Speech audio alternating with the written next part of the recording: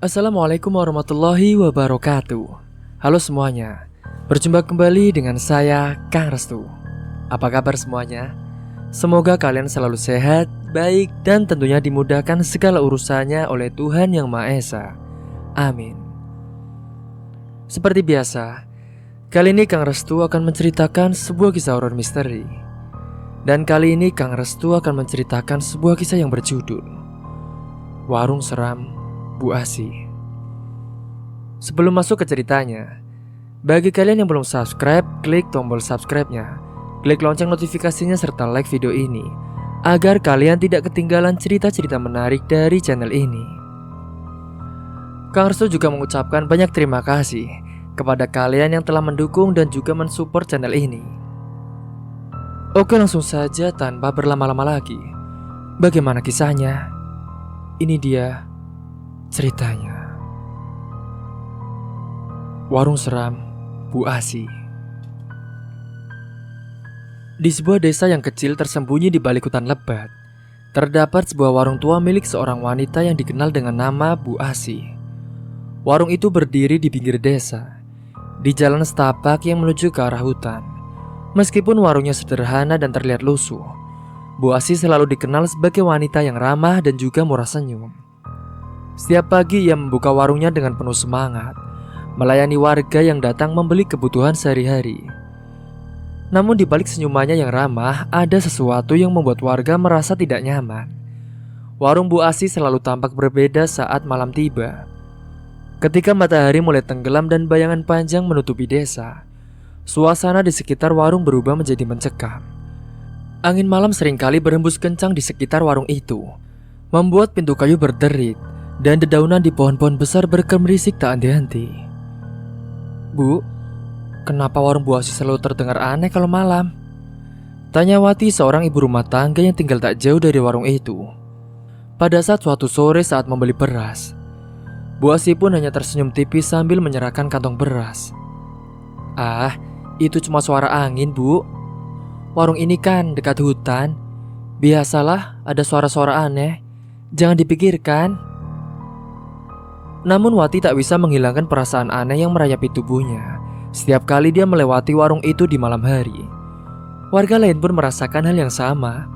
Mereka sering mendengar suara-suara aneh, seperti suara bisikan atau suara langkah kaki dari dalam warung ketika warungnya itu sudah tertutup. Beberapa orang bahkan mengaku melihat bayangan hitam melintas di depan jendela warung, seolah-olah ada seseorang yang mengintip dari dalam. Pak Budi, tadi malam saya lihat bayangan hitam di jendela warung Bu Asi. Seram sekali, Pak. Cerita Pak Anton, salah satu warga kepada Pak Budi yang sedang duduk di pos ronda. Pak Budi pun hanya mengangguk sambil merapatkan jaketnya. Saya juga pernah lihat, Ton. Waktu itu sekitar jam 11 malam. Saya lewat situ, dan dari dalam warung terdengar suara orang merintih. Tapi pas saya dekati, gak ada siapa-siapa, hanya gelap. Serem ya, Pak. Tapi kok Bu Asi itu kelihatannya baik-baik ya? Gak mungkin ada apa-apa. Balas Pak Anton, meski di dalam hatinya itu ada keraguan. Kabar tentang warung Bu Asi mulai menyebar. Anak-anak kecil seringkali dilarang oleh orang tua mereka untuk bermain terlalu dekat dengan warung itu, terutama pada saat malam tiba. Suasana di sekitar warung terasa begitu tegang setiap kali matahari sudah terbenam. Bahkan para pemuda desa yang biasanya suka berkumpul dan bercanda hingga larut malam, kini mereka pun mulai menghindari area warung tersebut. Sementara itu, di balik tembok kayu usang warungnya, Bu Asi sedang menjalani malam-malamnya dengan tenang. Tak ada satupun orang yang tahu apa yang sebenarnya terjadi di dalam warung itu saat pintunya tertutup sangat rapat. Warung yang pada siang hari tampak biasa saja, berubah menjadi tempat yang penuh misteri begitu malam telah menjelang. Pada suatu malam, ketika desa sudah sepi dan hanya suara jangkrik yang terdengar, sebuah peristiwa aneh terjadi oleh Pak Joko. Pak Joko yang baru saja pulang dari ladang, dia pun melewati warung Bu Asi. Udara malam itu terasa lebih dingin dari biasanya, dan Pak Joko juga merasakan bulu kuduknya berdiri semua. Ia lalu mempercepat langkahnya berharap segera sampai di rumahnya. Namun saat dia melintasi warung, ia mendengar suara yang membuatnya berhenti seketika. Joko, tolong aku. Suara serak itu terdengar dari arah warung. Pak Joko pun terdiam. Wajahnya pucat pasi, ia mengenali suara itu. Suara yang tak mungkin ia dengar lagi. Itu adalah suara istrinya Sari yang telah meninggal 2 bulan lalu karena sakit. Dengan gemetar Pak Joko pun menoleh ke arah warung. Pintu warung itu sedikit terbuka dan dari celahnya ia melihat sesuatu yang membuat darahnya seolah membeku. Di dalam warung itu berdiri seorang wanita dengan wajah pucat. Rambutnya acak-acakan dan matanya yang kosong menatap lurus ke arahnya. Itu adalah Sari, istrinya. Pak Joko pun terpaku di tempatnya, antara percaya dan tidak. Ia ingin berteriak, ingin lari, tapi kakinya terasa berat. Sari yang berdiri di sana tersenyum samar lalu perlahan mendekat ke arah pintu. Joko, pulanglah. Suara itu terdengar lagi. Kali ini lebih pelan, hampir seperti bisikan. Tiba-tiba pintu warung pun tertutup dengan keras. Pak Joko pun terjatuh ke tanah, keringat dingin mengalir di wajahnya. Dan tanpa berpikir panjang, ia pun bangkit dan berlari sekuat tenaga menuju rumahnya. Dia pun meninggalkan warung Bu Asi di belakangnya. Pada keesokan harinya, Pak Joko ditemukan tergeletak pingsan di depan rumahnya. Saat ia sadar, wajahnya penuh ketakutan dan ia hanya bisa menggumamkan satu kalimat berulang-ulang. Dia datang dari warung itu, dia datang untukku. Ucapnya seraya ketakutan. Desa yang tadinya tenang kini dipenuhi oleh ketakutan. Dan warung Bu Asi sekarang menjadi pusat dari segala kengerian yang menyelimuti mereka. Apa yang sebenarnya terjadi di warung itu? Mengapa suara-suara aneh dan bayangan hitam terus menghantui desa? Mitos tentang warung Bu Asi pun semakin lama semakin menguat. Dan tak ada yang tahu apakah itu hanya sekedar cerita atau kebenaran yang jauh lebih mengerikan. Singkat cerita, di desa itu ada sekelompok anak muda yang dikenal dengan rasa penasaran mereka. Mereka adalah Sandi, Santi, Budi, dan Tika. Kisah tentang warung Bu Asi yang lebih seram dan penuh misteri menjadi topik pembicaraan di antara mereka. Mereka juga merasa tertantang untuk menyelidiki kebenaran cerita-cerita yang beredar. Tepatnya pada suatu malam setelah berdiskusi panjang, mereka pun memutuskan untuk mengunjungi warung Bu Asi dan mencoba berbicara langsung dengan pemiliknya. Malam itu bulan pun bersinar redup di langit, dan angin dingin berhembus lembut saat mereka berjalan menuju warung Bu Asi. Suasana desa sudah sepi, hanya terdengar suara jangkrik dan burung hantu dari kejauhan. Mereka pun berhenti sejenak di depan warung yang tampak seperti biasa. Hanya saja ada perasaan aneh yang menggelayuti hati mereka. Dika, kau yakin kita harus masuk ke sini malam-malam begini? Tanya Santi dengan nada cemas. Dika pun saat itu hanya membalasnya dengan tersenyum tipis. Tenang San, kita hanya berbicara dengan Bu Asi. Lagi pula, kita harus tahu apa yang sebenarnya terjadi di warung ini. Mereka pun masuk ke dalam warung itu. Pintu kayu pun berderit saat Andi mendorongnya dengan perlahan. Di dalam Bu Asi sedang duduk di belakang meja, menyiapkan beberapa bungkusan kecil. Dia pun tersenyum menyambut mereka. Namun senyumnya itu terasa dingin. Anak-anak, ada apa? Malam-malam begini kok datang ke warung? Tanya Bu Asi dengan suara pelan, matanya pun memandang tajam ke arah mereka. Andi yang paling berani di antara mereka maju dan menjawab. Kami hanya ingin berbicara, Bu. Kami sering dengar cerita-cerita aneh tentang warung ini. Kami penasaran, apa benar ada sesuatu yang tidak biasa di sini? Bu Asi pun hanya tersenyum samar, tetapi matanya tetap waspada. Ah, cerita-cerita seperti itu cuma omong kosong, Nak. Ini hanya warung tua biasa. Orang-orang suka melebih-lebihkan. Namun saat malam semakin larut, keanehan-keanehan pun mulai terasa.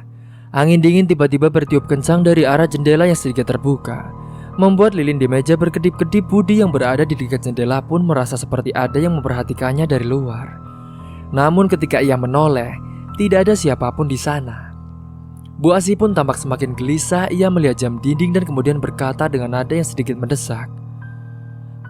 Anak-anak, sebaiknya kalian pulang sekarang. Malam sudah larut, dan ini bukan waktu yang baik untuk berada di luar rumah. Mereka pun saling berpandangan.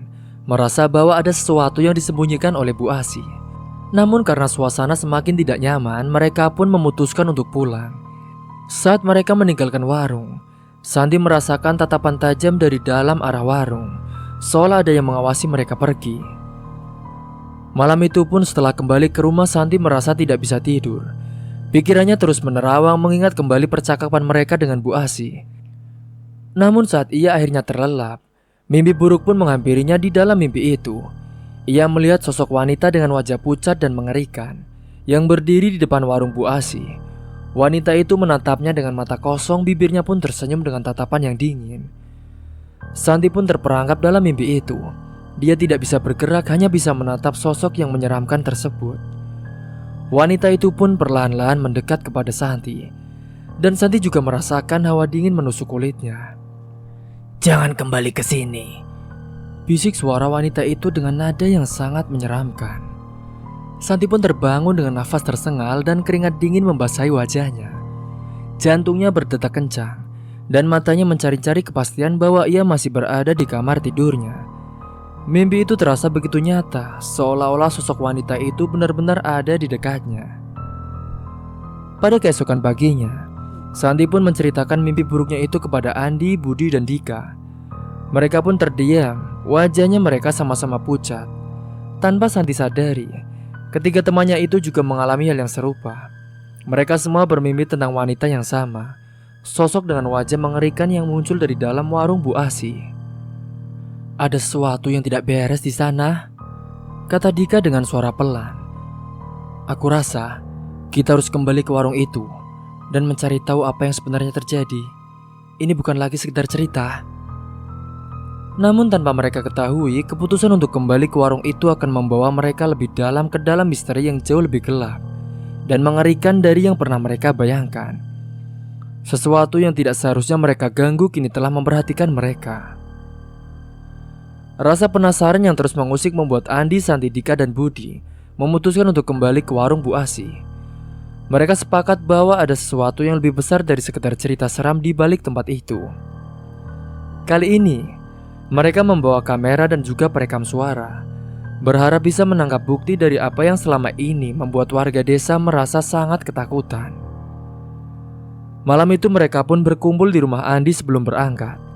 Suasana tegang terasa di antara mereka, namun tidak ada yang mengungkapkannya. Santi pun berusaha meyakinkan dirinya bahwa ini hanya untuk menjawab rasa penasaran. Namun perasaan tak nyaman terus menghantuinya sejak mimpi buruk yang dialaminya tadi malam. "Aku rasa kita harus hati-hati. Kalau ada yang aneh, kita segera pergi. Setuju?" kata Santi, suaranya pun terdengar gemetar. Andi pun lalu mengangguk. "Iya, kita harus cepat. Tidak usah lama-lama di sana." Mereka pun berjalan dalam keheningan menuju warung Bu Asih. Langit malam gelap tanpa bintang, dan hanya cahaya bulan yang samar-samar menerangi jalan setapak. Saat mereka mendekati warung, suasana semakin mencekam. Warung itu tampak sunyi, namun lampu di dalamnya masih menyala, menciptakan bayangan yang panjang dan juga mengerikan di tanah. "Mengapa lampunya masih menyala? Padahal kan warungnya sudah tutup," bisik Dika menatap ke arah warung dengan curiga. Mereka pun memutuskan untuk tidak masuk melalui pintu depan. Sebaliknya mereka berkeliling ke bagian belakang mencari cara untuk mengintip ke dalam tanpa ketahuan. Jendela belakang warung itu tertutup tirai tipis, namun mereka bisa melihat bayangan di dalam. Dengan hati-hati, Andi pun mengarahkan kameranya ke jendela, sementara yang lain menahan nafas takut terdengar oleh siapapun yang ada di dalam. Di balik tirai itu, mereka melihat sesuatu yang membuat darah mereka seolah membeku. Bu Asih pun sedang duduk bersimpuh di depan sebuah altar kecil. Di atas altar itu terdapat beberapa sesajen, antara lain buah-buahan, kemenyan, dan juga lilin yang menyala redup. Namun yang paling mengejutkan adalah ada sekali banyak boneka-boneka yang tertata rapi di sekeliling altar itu. Boneka-boneka itu menyerupai warga desa dengan pakaian dan ciri-ciri yang sangat mirip. Ada boneka yang memakai topi milik Pak Budi, dan ada juga yang memakai kalung yang biasa dipakai oleh Ibu Wati. Santi pun menutupi mulutnya, berusaha menahan teriakan. Itu boneka Pak Budi dan Bu Wati," bisiknya dengan suara gemetar. Mereka pun terus mengamati, merasa tidak percaya dengan apa yang mereka lihat. Bu Asih pun mulai berdoa. Suaranya rendah dan bergumam dalam bahasa yang tidak mereka mengerti. Perlahan-lahan udara di dalam warung pun terasa semakin berat, seolah ada kekuatan gelap yang muncul dari dalam altar itu. Tiba-tiba salah satu boneka di altar itu pun bergerak. Boneka yang menyerupai Pak Budi pun bergetar dengan pelan. Matanya pun yang kecil dan kosong menatap lurus ke arah mereka. Detik itu juga, wajah Bu Asih berubah drastis. Wajah yang tadinya ramah dan lembut kini menjadi menyeramkan, dengan mata yang hitam pekat dan senyum yang bengkok.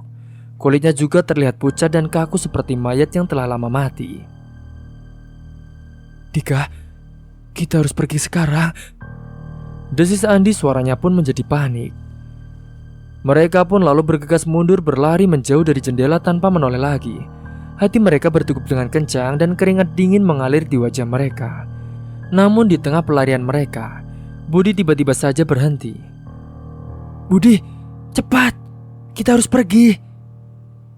teriak Andi sambil menoleh ke belakang. Tapi Budi hanya berdiri diam, matanya terpaku pada sesuatu di depan warung. Perlahan tanpa berkata apa-apa, ia pun mulai berjalan ke arah pintu warung, seolah ada yang memanggilnya. Teman-temannya yang panik pun segera mengejar, mencoba menghentikannya. "Budi, jangan masuk ke sana!" jerit Santi menarik lengannya dengan putus asa. Namun Budi seolah berada dalam trance. Dia tak merespon apapun yang mereka katakan. Tangannya pun meraih gagang pintu warung, dan saat ia membukanya, suara derit yang mengerikan menggema di malam itu. Di dalam Bu Asih menatapnya dengan senyum yang sangat menyeramkan, seolah-olah sudah menunggu kedatangannya. "Budi, apa yang kau lakukan?" Dika pun mencoba menarik Budi kembali, tetapi tubuh Budi terasa dingin dan kaku, seperti bukan lagi dirinya. Mata Budi pun kini kosong, tak ada lagi kehidupan di dalamnya. Tiba-tiba saat itu, angin pun bertiup kencang berhembus dari dalam warung, mendorong Santi, Andi, dan Dika menjauh. Pintu warung pun tertutup dengan keras, dan mereka tak bisa lagi melihat Budi. Mereka mencoba membuka pintu namun tidak berhasil. Terdengar juga suara tawa kecil Bu Asih dari dalam. Semakin lama semakin keras hingga berubah menjadi suara tawa yang sangat mengerikan. "Apa yang harus kita lakukan? Kita harus menyelamatkan Budi," teriak Dika, matanya penuh ketakutan. Namun sebelum mereka bisa berpikir lebih jauh, pintu warung terbuka kembali dengan tiba-tiba. Tetapi kali ini warung itu telah kosong. Tidak ada Bu Asih, tidak ada Budi, dan altar dengan boneka-boneka itu pun telah lenyap. Warung itu terlihat seperti warung biasa, seperti tidak pernah terjadi apa-apa sebelumnya. Andi, Santi, dan Dika pun berdiri mematung di depan pintu. Mereka kebingungan dan ketakutan. Suasana di sekitar mereka begitu sunyi, seolah dunia di sekitar mereka berhenti sejenak. Namun di balik ketenangan itu, mereka tahu ada sesuatu yang salah. Budi pun menghilang tanpa jejak dan mereka tidak tahu harus mencari di mana. "Kita harus kembali ke desa dan memberitahu kepada orang-orang," ucap Andi akhirnya. Suaranya pun pelan namun tegas. "Ini bukan lagi hanya misteri. Ini sudah menjadi ancaman nyata." Mereka pun bergegas kembali ke desa, meninggalkan warung Bu Asih yang kini terlihat semakin menyeramkan di bawah cahaya bulan. Namun saat mereka tiba di desa, mereka ini disambut dengan pemandangan yang jauh lebih mengerikan. Warga desa berkumpul di depan rumah Pak Budi. Wajah mereka dipenuhi ketakutan dan kebingungan. Di tengah kerumunan, terlihat Pak Budi tergeletak di tanah. Tubuhnya kaku dan matanya terbuka lebar. Di tangannya juga ia memegang boneka yang sangat mirip dengan dirinya sendiri, lengkap dengan topi dan pakaian yang biasa ia kenakan. "Apa yang terjadi?" Santi pun berteriak, suaranya pecah karena panik. Seorang warga yang menangis mencoba menjelaskan. "Pak Budi tiba-tiba muncul di sini. Tapi dia bukan lagi dirinya. Dia hanya berdiri di sana dengan boneka itu. Lalu tiba-tiba jatuh dan Andi pun merasa seluruh tubuhnya gemetar. Apa yang terjadi pada Budi di warung itu? Bagaimana ia bisa kembali ke desa dengan cara seperti ini? Mereka pun hanya bisa berdiri terpaku, menatap tubuh tak bernyawa Pak Budi yang terbaring di tanah, sambil memegang boneka yang menjadi saksi bisu dari kengerian yang baru saja mereka hadapi. Namun ini belum berakhir. Mereka tahu bahwa sesuatu yang jauh lebih mengerikan sedang mengintai di balik kegelapan malam itu. Menunggu untuk menyerang mereka pun yang mencoba menggali terlalu dalam. Setelah kejadian mengerikan di depan rumah Pak Budi, suasana di desa menjadi semakin mencekam. Warga yang sebelumnya hanya mendengar cerita tentang warung Bu Asih, kini merasakan teror itu secara langsung. Setiap malam desa terasa begitu sunyi dan juga menyeramkan. Warga memilih mengurung diri di rumah sebelum gelap, sementara rasa takut semakin merajalela. Desas-desus tentang kehilangnya Pak Budi dan kembalinya dia dalam keadaan aneh menyebar dengan cepat. Warga pun mulai menghindari keluarga Pak Budi, dan mereka pun yang berani bicara mengisyaratkan bahwa dia telah diambil oleh sesuatu yang tak bisa dijelaskan dengan nalar.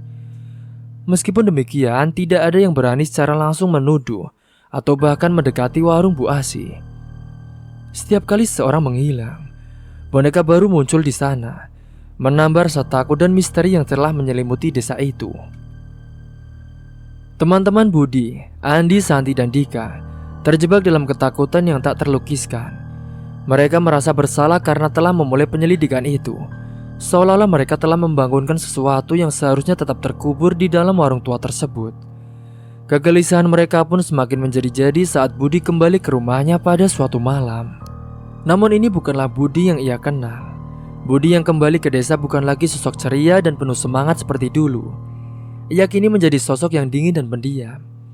Mata Budi yang dulu hidup dan penuh tawa kini terlihat kosong, seolah tak lagi memancarkan kehidupan. Setiap kali teman-temannya mencoba berbicara dengannya, Budi hanya menatap mereka dengan pandangan hampa dan senyuman tipis yang membuat bulu kuduk berdiri semuanya. "Apa kau baik-baik saja, Bud?" tanya Andi dengan hati-hati pada suatu hari ketika mereka ini bertemu di jalan. Budi pun saat itu hanya mengangguk dengan pelan, namun tanpa berkata apa-apa. Andi juga merasakan hawa dingin dari tatapan Budi yang tak beralih darinya. Ada sesuatu yang sangat salah, sesuatu yang tak bisa dijelaskan dengan kata-kata. Budi pun juga mulai menghilang di malam hari. Setiap malam tanpa ada yang tahu kemana, Budi akan meninggalkan rumahnya dan tidak kembali hingga pagi. Keluarganya sangat khawatir, tetapi mereka juga merasa takut untuk menghadapi kenyataan di desa kecil itu. Semua orang tahu bahwa Budi yang kembali bukanlah Budi yang mereka kenal. Malam-malam semakin terasa panjang dan menakutkan. Mereka yang biasanya penuh dengan suara kehidupan kini berubah menjadi tempat yang sunyi dan juga mati. Angin malam berembus kencang membawa bisikan-bisikan yang tak dapat dipahami. Setiap kali ada suara aneh terdengar dari luar, warganya bisa berdiam diri dalam ketakutan, berharap bahwa mereka tidak akan menjadi korban-korban berikutnya. Sementara itu, Andi, Santi, dan Dika mulai merasa terisolasi dari orang lain. Mereka tahu bahwa mereka telah menyentuh sesuatu yang tidak seharusnya dia sentuh, dan perasaan bersalah itu menghantui setiap langkah mereka. Namun rasa takut untuk berbicara atau mencari bantuan dari orang lain membuat mereka terperangkap dalam lingkaran setan yang menyesakkan. Pada suatu malam, Santi yang merasa tak tahan lagi dengan situasi ini, dia pun memutuskan untuk menemui Andi dan Dika di rumah Andi. Mereka pun duduk di ruang tamu yang remang-remang, dengan wajah penuh kecemasan dan ketakutan yang tak bisa mereka sembunyikan. "Kita tidak bisa harus seperti ini terus," kata Santi akhirnya kepada mereka berdua. "Kita harus melakukan sesuatu. Kita harus menghentikan semua ini sebelum ada orang lain yang menghilang." Andi pun mengangguk mendengar ucapan dari Santi. Namun saat itu suaranya terdengar lelah. "Tapi apa yang bisa kita lakukan, San? Aku bahkan tidak tahu harus mulai dari mana. Warung Bu Asih itu bukan tempat biasa. Ada sesuatu yang gelap di sana, sesuatu yang jauh lebih besar dari kita." Dika yang sejak awal selalu berusaha tenang, kali ini tidak bisa menyembunyikan kegelisahannya. "Kita harus bicara dengan Budi lagi. Dia mungkin tahu sesuatu. Tapi aku takut dia bukan lagi Budi yang kita kenal." Setelah perdebatan panjang, mereka pun akhirnya memutuskan untuk mencoba berbicara dengan Budi pada keesokan harinya. Mereka berharap bahwa mereka ada perubahan besar dalam diri Budi. Masih ada sisa-sisa temannya yang bisa mereka ajak bicara. Mereka ingin tahu apa yang terjadi di warung Bu Asih malam itu, dan apakah ada cara untuk menghentikan semua ini. Ketika pagi tiba, mereka pun menuju rumah Budi dengan hati yang berat. Keluarga Budi menyambut mereka dengan wajah cemas. Namun mereka membiarkan ketiga sahabat itu masuk dan menemui Budi di kamarnya. Budi pun duduk di tepi tempat tidurnya, menatap ke arah jendela dengan tatapan kosong yang sama seperti sebelumnya. Dia pun tampak seperti seseorang yang hidup di dunia yang berbeda, jauh dari kenyataan. Andi pun mendekatinya dengan hati-hati. "Budi, kami ingin bicara denganmu. Kami tahu ada sesuatu yang salah. Tolong katakan kepada kami, apa yang sebenarnya terjadi malam itu di warung Bu Asih?" Budi pun tidak segera merespon. Butuh waktu lama sebelum dia akhirnya berbicara. Dan ketika itu terjadi, suaranya pun terdengar seperti bisikan dari tempat yang jauh. "Kalian tidak seharusnya kembali ke sana. Dia sudah merhatikan kalian." Budi bergumam, matanya masih terpaku ke jendela. "Dia sudah memilih kalian." Dada Santi pun berdebar dengan keras. "Siapa yang kau maksud, Bud? Siapa dia?" Budi menoleh perlahan dan ketika mereka melihat matanya, mereka melihat sesuatu yang sangat mengerikan. Mata Budi tidak lagi memancarkan kehidupan, melainkan kegelapan yang dalam dan tak terbatas. Mereka merasa seperti ditarik ke dalam jurang yang tak berujung saat menatap mata itu. "Bu Asih, dia bukan manusia." Budi berbisik dengan suara yang hampir tak terdengar.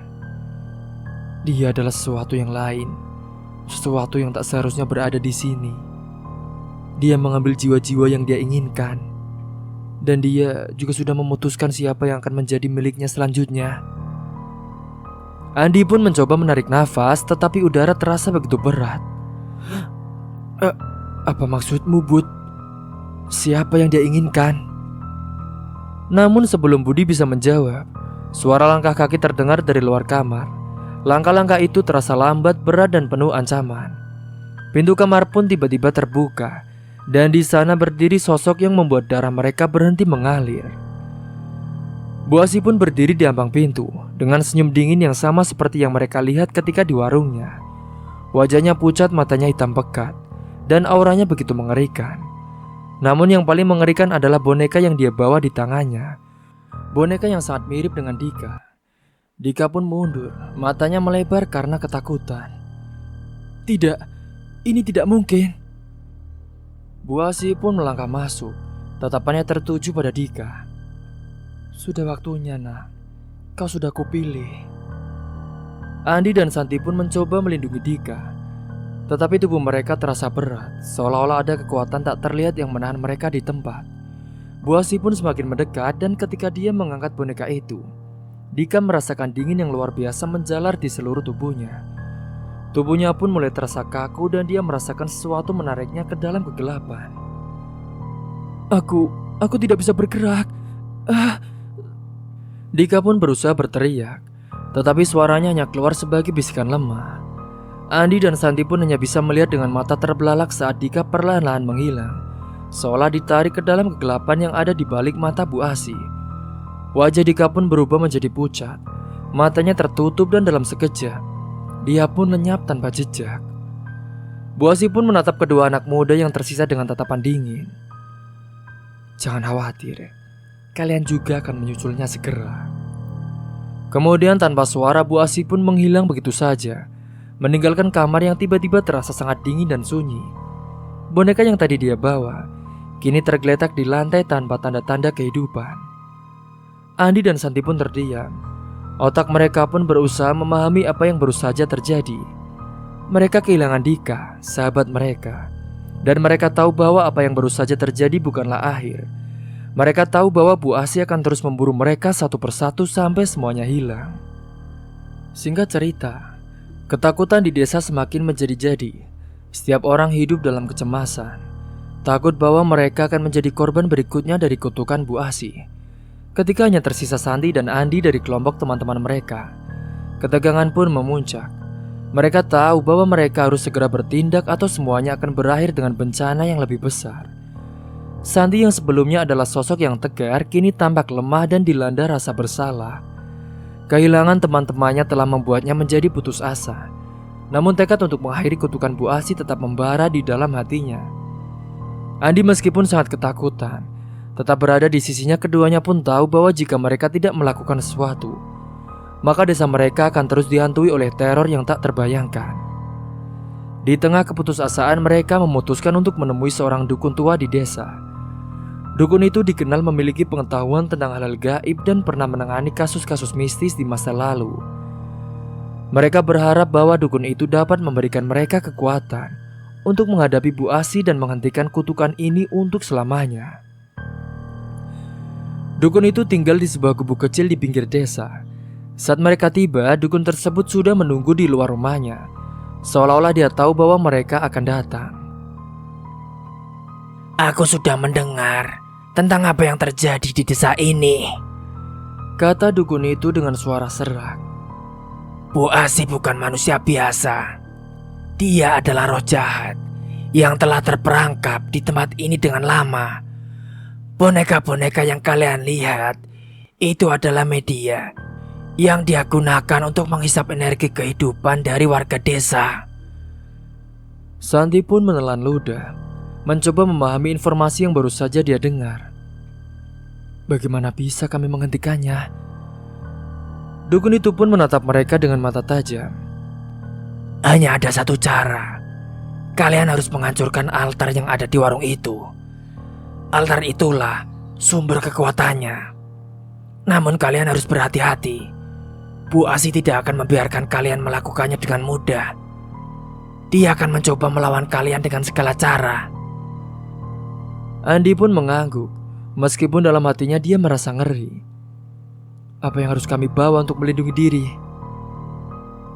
Dukun itu pun memberikan mereka beberapa jimat yang terbuat dari kain putih dengan rajutan mantra di dalamnya. Pakai ini di leher kalian. Doa-doa ini akan melindungi kalian dari pengaruh jahat Bu Asih. Dan ingat, jangan pernah melepaskannya. Selain itu, bawalah doa-doa ini dan bacakan saat kalian berada di dekat altar. Itu akan melemahkan kekuatannya. Dengan hati yang berdebar-debar, Santi dan Andi menerima jimat dan doa-doa tersebut. Mereka tahu bahwa ini mungkin adalah kesempatan terakhir mereka untuk menghentikan Bu Asih dan menyelamatkan desa mereka. Setelahnya mereka pun berterima kasih kepada dukun itu. Mereka lalu kembali ke rumah mempersiapkan diri untuk malam yang akan datang. Malam itu mereka pun bersiap-siap untuk menghadapi ketakutan terbesar mereka. Santi dan Andi pun memakai jimat yang diberikan oleh dukun di leher mereka. Merasakan kehangatan aneh dari jimat itu yang memberi mereka sedikit keberanian. Mereka juga membawa doa-doa dalam kertas kecil yang digenggam erat di tangan mereka. Saat bulan mulai meninggi, mereka pun berjalan menuju warung Bu Asih. Suasana desa begitu sunyi dan mencekam, seolah-olah alam pun berhenti bergerak menantikan apa yang akan terjadi pada malam itu. Mereka tidak berbicara satu sama lain, tetapi ketegangan di antara mereka terasa begitu kuat. Ketika mereka tiba di warung, mereka pun berhenti sejenak di depan pintu. Mereka menatap bangunan tua itu yang tampak lebih menyeramkan daripada sebelumnya. Cahaya redup masih terpancar dari dalam, seperti memanggil mereka untuk masuk. Bau kemenyan pun yang tajam tercium dari dalam, menambah suasana mistis yang menyelimuti tempat itu. Andi menggenggam tangan Santi erat-erat. Kita bisa melakukan ini. Kita harus bisa. Santi pun mengangguk pelan dan dengan nafas dalam, mereka membuka pintu warung dan masuk ke dalam. Suara pintu yang berderit saat dibuka terasa seperti jeritan yang memecah keheningan malam. Di dalam suasana terasa lebih gelap dan pengap. Warung itu tidak banyak berubah sejak terakhir kali mereka kesini, namun aura yang mengerikan terasa lebih kuat. Mereka pun langsung menuju ke bagian belakang warung, tempat di mana mereka terakhir kali melihat altar. Ketika mereka sampai di sana, mereka melihat pemandangan yang mengerikan. Altar itu masih berdiri, namun kini dikelilingi oleh lebih banyak boneka. Setiap boneka tampak semakin menyeramkan, dengan mata yang seolah menatap langsung ke arah mereka. Beberapa boneka bahkan terlihat seperti menangis darah. Di depan altar, Bu Asih pun berdiri dengan punggung menghadap mereka. Wajahnya tidak terlihat, tetapi tubuhnya terlihat kaku, seolah-olah dia tahu bahwa mereka akan datang. Suara gumaman pelan pun terdengar, seperti mantra yang sedang diucapkan membuat suasana semakin menegangkan. Santi menarik nafas dalam-dalam dan mulai membaca doa yang diberikan oleh dukun. Suaranya pun bergetar pada awalnya, tetapi semakin lama semakin mantap. Andi pun mengikutinya. Dia lalu mengucapkan doa dengan keras, berharap itu akan cukup untuk melemahkan kekuatan dari Bu Asih. Bu Asih pun mencoba menyerang mereka, tetapi cahaya dari jimat mereka membentuk pelindung yang tak terlihat, membuatnya tidak bisa mendekat. Dalam putus asa, Bu Asih pun meraih boneka-boneka di sekeliling altar. Dia mencoba menggunakannya untuk melawan mereka, namun boneka-boneka itu tiba-tiba jatuh ke tanah kehilangan kekuatan mistisnya. Melihat Bu Asih melemah, Santi dan Andi, dia tahu bahwa ini adalah saatnya. Dengan tekad kuat, mereka pun berusaha menghancurkan altar itu. Mereka menendang altar itu hingga roboh, menghancurkan setiap sajian dan benda-benda yang ada di atasnya. Saat altar itu hancur, ruangan dipenuhi dengan cahaya terang yang menyilaukan, dan jeritan Bu Asih menggema semakin keras sebelum airnya menghilang. Warung Bu Asih pun mulai terbakar, api muncul dari setiap sudut ruangan, melahap kayu tua dan barang-barang di dalamnya. Santi dan Andi pun segera berlari keluar, meninggalkan warung itu untuk terbakar hingga habis. Mereka pun menatap dari kejauhan melihat api yang membesar dan membakar semua yang ada di dalamnya. Saat warung itu terbakar, mereka merasa bahwa kutukan Bu Asih akhirnya telah berakhir. Namun meskipun warung itu hancur, perasaan aneh masih menyelimuti mereka, seperti ada sesuatu yang belum selesai. Ketika api akhirnya padam dan hanya tersisa abu dari warung itu, warga desa pun datang berbondong-bondong ke tempat itu. Mereka terkejut melihat warung Bu Asih terbakar habis, namun sekaligus merasa lega bahwa tempat itu tidak lagi menjadi sumber ketakutan mereka. Namun meski warung Bu Asih telah lenyap, cerita tentangnya tetap hidup. Warga desa mulai mempercayai bahwa roh jahat Bu Asih tidak benar-benar musnah. Mereka percaya bahwa meskipun Bu Asih telah dikalahkan, kekuatannya masih ada di sekitar mereka, menunggu waktu yang tepat untuk kembali lagi. Santi dan Andi pun meskipun berhasil menghancurkan altar dan boneka-boneka itu, dia tidak bisa melupakan apa yang telah mereka alami. Mereka berdua pun tahu bahwa mereka telah mengganggu sesuatu yang jauh lebih besar dari yang mereka bayangkan. Mereka pun meninggalkan desa beberapa bulan kemudian, dan mereka mencoba melanjutkan hidup. Tetapi bayangan Bu Asih selalu menghantui mereka. Bertahun-tahun kemudian, cerita tentang Bu Asih pun masih diceritakan oleh penduduk desa. Beberapa mereka mengklaim bahwa mereka melihat bayangan wanita tua sedang berdiri di situ. Cerita pun sampai di sini dulu. Nah, jika kalian penasaran dengan kelanjutan ceritanya, tentunya kalian bisa selalu support channel ini dengan cara subscribe, like, and comment, dan share yang sebanyak-banyaknya. Mungkin itu saja yang dapat Kang Restu sampaikan. Kurang lebihnya mohon maaf apabila ada salah kata ataupun ucapan yang kurang berkenan bagi kalian semua. Sampai jumpa di cerita selanjutnya. Akhir kata, wassalamualaikum warahmatullahi wabarakatuh.